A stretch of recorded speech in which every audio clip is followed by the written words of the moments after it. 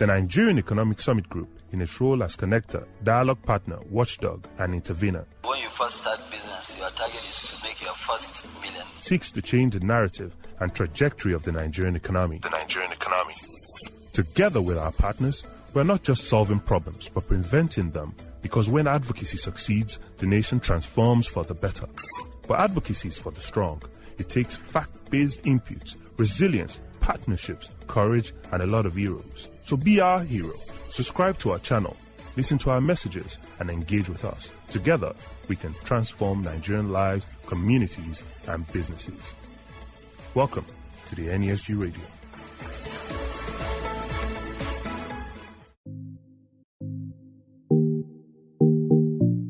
Hello, and welcome to NESG Radio, a weekly podcast where we dialogue about critical issues and ideas to resolve them in the national interest. I'm your host, Yinka Inyolakon. It's MSME month. This is part of a series of discussions with industry experts to empower entrepreneurs to start, grow, and scale their businesses. My guest today is Yetunde Moito, a seasoned banker with over 17 years' experience. Yetunde is currently the head of Women in Business segment at FCMB. This Women in Business segment is known as SheVentures, where she develops, drives the bank's propositions for the women's market. She is a strong advocate for women's empowerment through financial inclusion and capacity building. Welcome, Yetunde. Thank you very much, Yinka. We'll go right into it. What is SheVentures initiative by the FCMB? So SheVentures is the platform through which FCMB creates value for women entrepreneurs. In other words, SheVentures is FCMB's financial and business solutions for women SMEs. FCMB is a bank that has always been very passionate about impacting the small-medium enterprise segment. We've done this successfully over the past 10 years, and we have a few accolades to show for it. So 2019, the KPMG survey report showcased FCMB as the most favorable bank for SMEs in Nigeria. And in 2020, we won the Asian African Bankers Award as the best SME bank in Nigeria. That's fantastic. So on the backdrop of our passion for SMEs, 3 years ago about that, the bank decided that we would narrow down even more into the women's segment to see how we can create value for women entrepreneurs in the country, bearing in mind the peculiarities that we have noticed where funding women was concerned. And so just as I said, in early 2019, March to be precise, the bank formally set up and launched the Women in Business brand, SheVentures, which you have mentioned a few times already, to address some of these challenges which we have found to be largely prevalent with women SMEs. The SheVentures proposition is anchored across 4 pillars. We call them favorably our pillars of SheVentures, which is number 1, access to finance, access to capital. That's very critical. Number 2, access to knowledge, equally very critical. Number 3, access to networks for women. And number 4, access to markets. So far, under the access to finance pillar, we have introduced the zero interest loans, which is one of its first in the market. I dare say the only one now from a commercial bank. That's awesome. Except there's some information out there that I don't know. And we have reached hundreds of women with these products. We've also partnered with local DFIs to make funding available for women at more affordable rates, which is much lower than what you would typically get in a commercial bank. We've also partnered with some international finance institutions to also deal with the collateral challenges, because we found that even where the pricing is not an issue for some women businesses, they have struggled to come up with the required collateral to access long-term loans for their businesses. Right. So with partnerships with some international finance organizations, we've been able to create some innovative ways of dealing with some of these collateral challenges that women in business have. Under access to knowledge, which is the non-financial service that we have created in the last 3 years for women businesses, we do quite a bit of training, structured trainings, webinars on topical issues that are critical to women businesses to help women structure their businesses. We know that is a general problem with SMEs. Yeah. So you find a woman that is absolutely exceptional in our trade. So she's a caterer and she cooks perfectly, and makes money from it. But translating that to a successful enterprise that becomes profitable and can scale up is another challenge, because while she's extremely good at what she does, the business part of things suffer. So it became so important that we help women. And then we also found that women have the capacity to take loans. But unlike their male counterparts, when they come to the bank, there's a confidence issue. They don't really have their financial information. Many of them are not very, very astute in keeping records. So some of the revenues from the business goes into one account. Some, as soon as they're getting it, they are using it to pay for products, to plow back into. So getting them to understand that even if it is for 1 hour, let that money go through, let there be a trail. So through the right channel, because it all adds up when you come, when you're seeking to scale up and you're not looking for some form of funding, be it debt or equity funding, because there's the tendency to think that getting debt that's from banks is more tedious than getting equity, except if it's love money, love equity, as in family and friends. Right. You can't sit in front of a venture capital or a very, very typical equity investor and not have to almost pitch the blood out of your veins to get him to, more so because it's, quote unquote, not free money. It may appear free, but there's a price to pay for it down the line.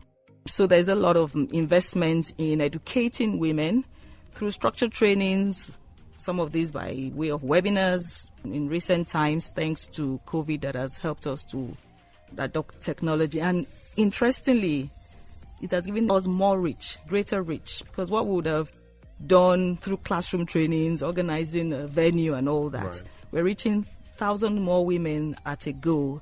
We have a very structured mentorship program in SheVentures. It runs on a quarterly basis, and we take as much as 120 women for each stream, mentoring them. And we know the value of mentorship. We know the value of getting a woman or two to, in close quarters with someone who's been there, done that, and has the T-shirts to show for it.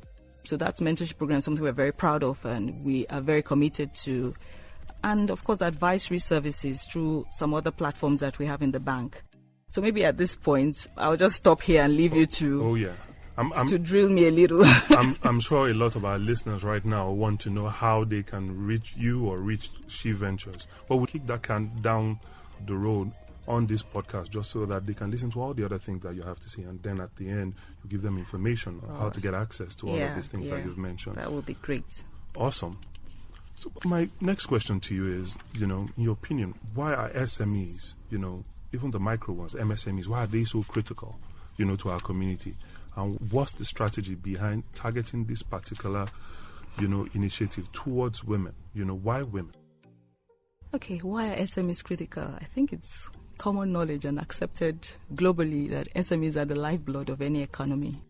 We look at the Chinas of this world and America, and we know that it is the startups. In the companies that we're all raving about. Thanks for borrowing me that word. As we're startups. We're talking about startups of less than some of them a decade ago. Right. The best of them maybe just 2 decades ago. And they're the ones that are pumping the economy of America today. Your average Chinese family is an SME. I don't have the statistics, but in my mind, I dare to say 1 out of 10 families is producing something. Yes. Because when you talk to the average Igbo trader out there that goes to China to buy goods, to customize one good or the other, maybe the spare parts dealer, they will tell you there is one family that they went to or that they do business with. They're not talking about a Dangote scale business. Right. And with 5.3 SMEs in Nigeria, MSMEs, according to IFC's data, and we're talking about just the registered ones, how many of our SMEs are registered? So if we're even just going to be conservative and say, let's up that figure by another 25%, we're talking about 8 million MSMEs in the country. Job creation, if on the average we have 5 of them, creating jobs, let's just do the maths. Compared to 10, 20 conglomerates, how many jobs can they create? Be created across the country. Not taking anything away from the value of big corporates, right. But that's the life wire. Then we're talking innovation. Where does innovation come from? The best the big corporates will do is entrepreneurship.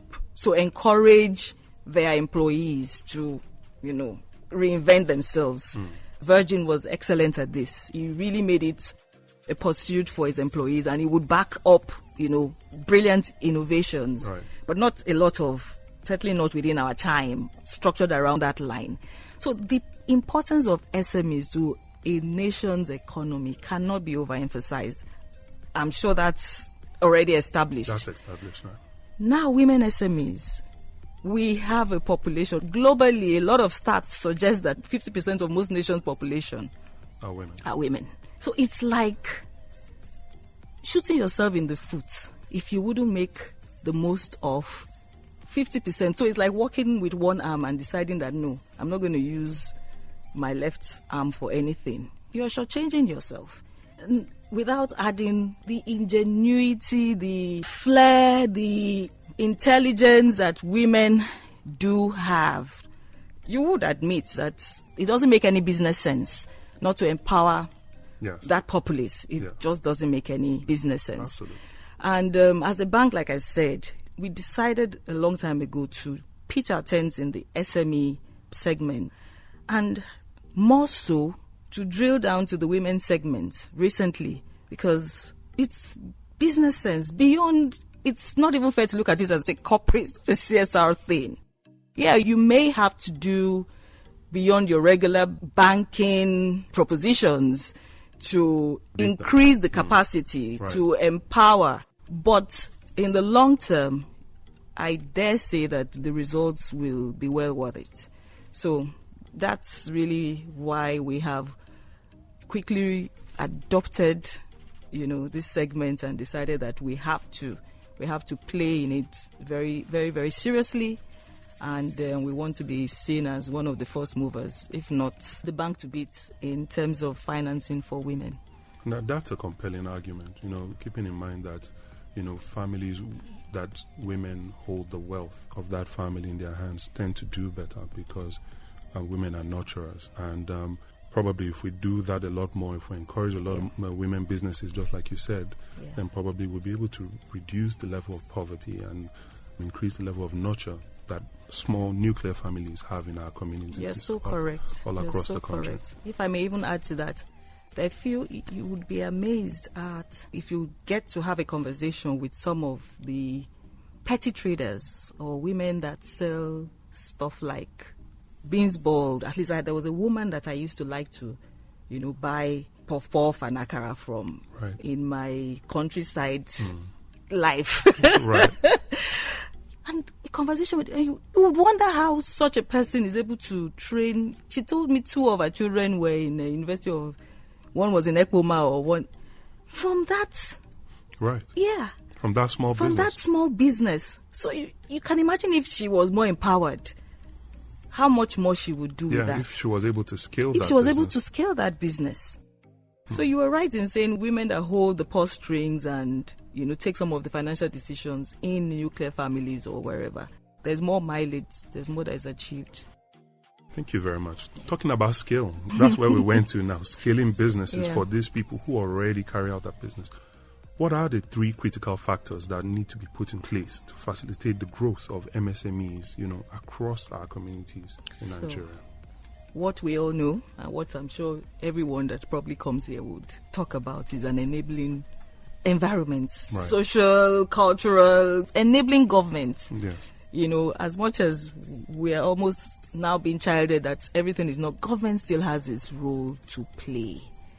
I keep thinking about the lady who wants to start a salon, and she can't even begin to think of buying the critical tools for her business without first ensuring that she has the money to buy a generator.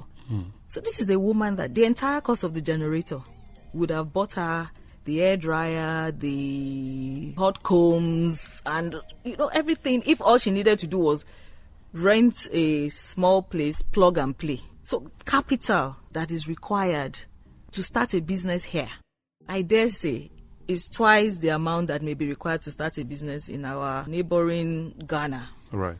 So, enabling environments, it cannot be overruled. And it's really crippling small, medium enterprises. Then education. Education is so critical, and that's what I have, underscored in talking about how much of our resources we put towards access to knowledge for women businesses. And when I say education, at the end of the day, a lot of the buck stops with banks, and then people start to chide us for not doing. Education is the role of our institutions.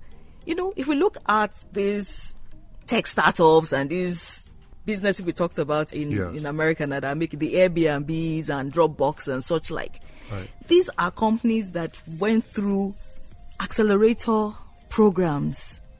So you can imagine the leverage. You are being told exactly how to do it. You have been given an opportunity to meet with corporations. You have access to experts. How would you not do better? So how many of our educational tertiary institutions or such like today have such programs? How many of them are investing in entrepreneurial development for the young ones, especially the Gen Z, who now know that there's no work waiting for them? So a lot of them are so entrepreneurial in their outlook. What's the support that we're giving them? How many organizations, how many schools are actually investing in that aspect? So knowledge is power. It cannot be overemphasized. I've talked about the enabling environment, and of course financing. We cannot take that away from anything. More financing options. I always say affordable, accessible and flexible financing. It's one thing for you to say I have a a single digit loan, and the process of accessing it is so tedious, so protracted, time value of money. So a woman is in an export business and she needs money today to clear goods, and by the time she's getting the money, she's now looking for money to add for the demurrage. Accessibility, ease of accessing this. Then when we talk about flexibility in financing options, bring real estate collateral or nothing. We have to start looking at other ways of supporting this segment that is established to be the lifeblood of the economy. So right. I think those three things off the top of my head: education, enabling government, and more strategic financing options. I think will be critical to the success of SMEs in Nigeria. Totally. It's like a tripod. Whatever you're going to build, has to, be on that tripod, Thank you very much for that. You talked about opportunities for women, but, FCMB is a, national, outfit, and, all the corners of this country, your bank is there.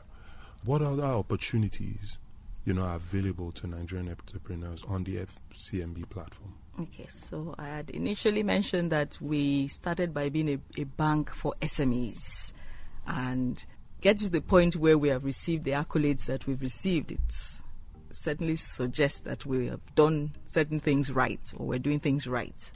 First of all, it became important that we started to see how we can digitalize a lot of our offerings to achieve this accessibility, part of the financing bits of things. So we have quite a few digital loan products that SMEs have enjoyed or are enjoying because of, you can actually sit in your office, you're on FCMB online, and there is an option to apply for a quick loan. As a small medium enterprise, of course, there are criterias, there are boxes you must tick and criterias that will be met. But if indeed you do meet those criterias, we pride ourselves in saying 48 hours tops, you can have your loan, in your account and get on with whatever it is that you want to do. So we're digitalizing our products to make, financing more accessible for SMEs. We also have what we call the FCMB Business Zone. It's our one-stop online platform. It provides a wide range of services to small and medium enterprises. It's a platform where SMEs can sign up to gain access and engage with one another. So you can go there, register your business, advertise what it is you do, advertise your products, engage with other SMEs who are also registered on the platform at no cost. And it's actually bank agnostic, so you don't currently have to be a customer of FCMB to get on the Business Zone platform. You don't have to. You don't have to. Then you can advertise, like I said earlier on, is a platform to networking. Networking is so critical to anything, not just business, isn't it? Right. Whether it is your career or whether you're a career person or a business person, being in a network where you can glean off other people, you can learn from other people is invaluable, So we have the Business Zone. On the Business Zone, you have access to business solutions, payment engines. We have our experts, consultants that are signed up there that you can actually reach out to. So you are having taxation issues and you want to maybe get it right this time and not just keep, pushing it away. Yes. You can just click on a tax consultant, and because he's a consultant on the FCMB Business Zone, is already obliged to offer you his services at a discounted rate. So the Business Zone is one platform that we are very, very proud of, and we are working tirelessly to ensure that it's like you step in there and all much as possible, all your challenges are, you can find some solution, to a large extent to almost, if not all your challenges. We also have a very strong SME advisory platform. On our advisory platform, like I said earlier on, yes, we have over 100 experts, consultants that partner with us, that are registered with us on that platform, and they're accessible to our network of SMEs to help in this business structuring. So you've gotten to a point in your business where you think, okay, this people management thing, I'm not just going to be using native intelligence. I need to have proper knowledge. I need to do it right. There's always a method to the madness. And you ask for the help of an HR consultant. There are HR solutions that you can access. Well, after they have trained you, okay, they tell, use this one in you. And you just realize that this thing that you've been thinking, how am I going to incentivize how am I going to get my staff? How do I motivate them? Right. How do I determine what pay to give this one? There's so many things that there's a tendency to think that all this thing is common sense, what we like to call common sense. But I always have this conversation with my brother, who happens to be a business management expert and is in America. And he says the problem with Nigeria is that we always think that everything is just sense. But there's a method. There's a method to it. When you learn it, people do better because they know something that you don't know. And many times they have learned it through a formal channel.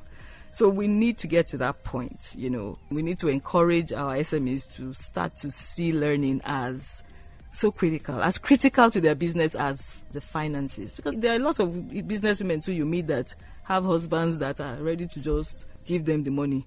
Every 1 year, they will give them money to start a new business because the last one they tried didn't work. And nobody has come to say, Madam, what is the reason why that it's not working? So there are instances where financing is not the challenge.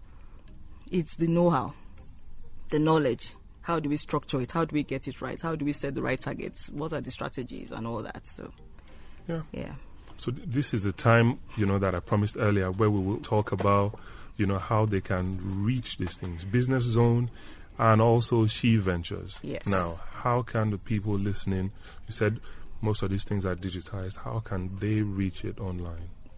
It's very simple. SheVentures at fcmb.com, Business Zone at fcmb.com. So once you just put FCMB Business Zone, don't even let me give you the .com part of it. Just FCMB Business Zone, you will get something that will come up. Click on it, and it's self-help from then on. Okay.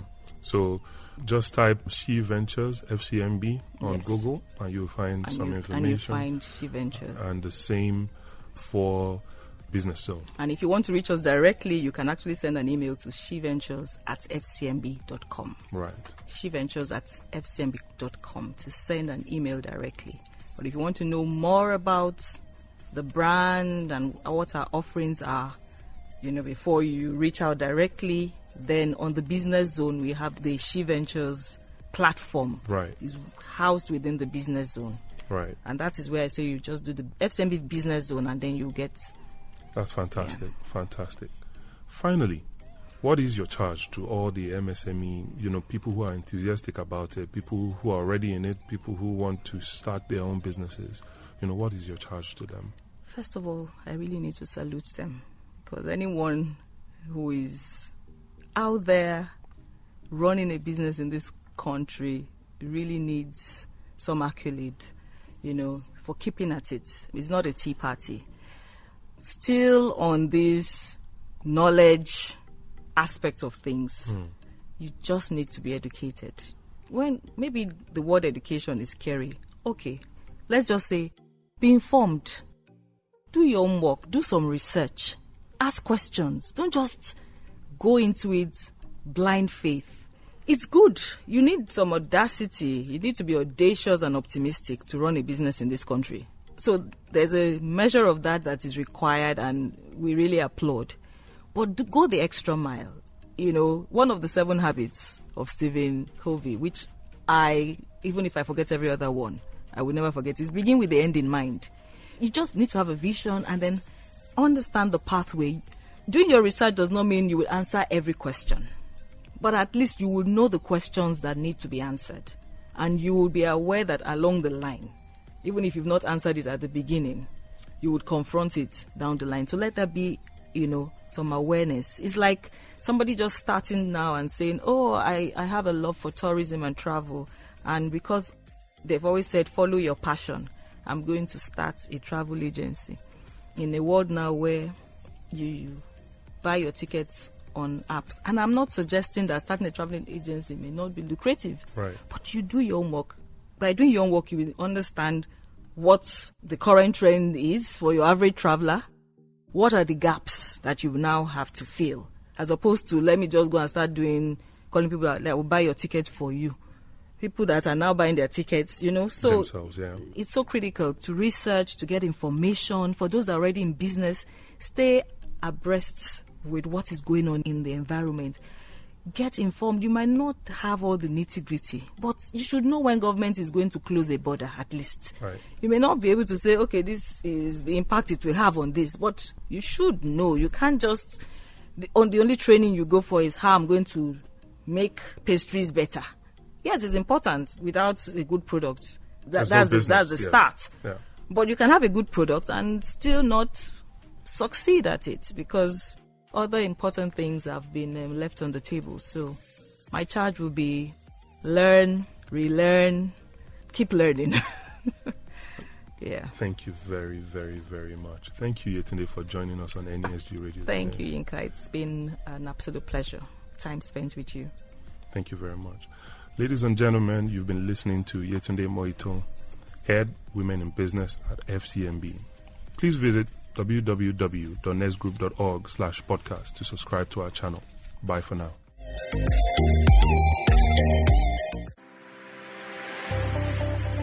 Thank you for listening to our content today. Remember to subscribe to the NESG Radio. Follow us across all social media channels and visit our website www.nesgroup.org/NESG Radio. NESG, in the national interest.